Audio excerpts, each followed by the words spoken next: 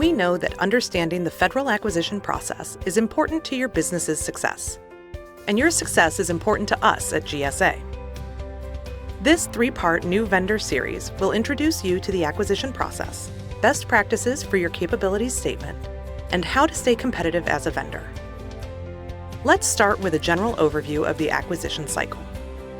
Federal acquisition typically has 5 phases, including contract planning, solicitation, evaluation, award, and post-award.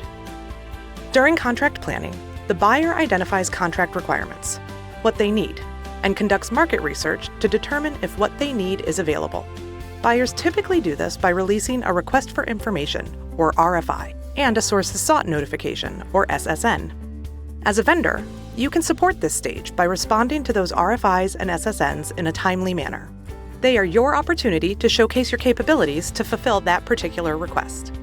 RFIs enable buyers to fill gaps in their solicitation.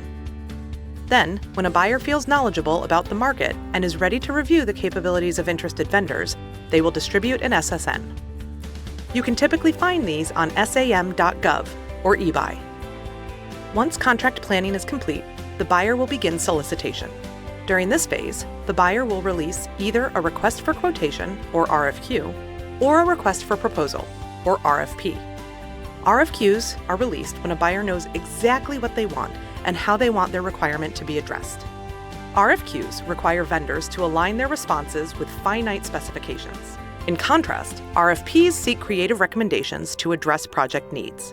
Take advantage of RFP submissions by thinking creatively and identifying unique solutions.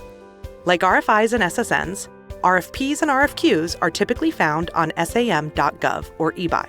However, there may be other sources depending on the agency, so be sure to become familiar with how the agency you want to do business with shares solicitations. The evaluation criteria and process will be outlined in the RFP and RFQ. Be sure to read those carefully to understand what is required and how to respond in a timely manner.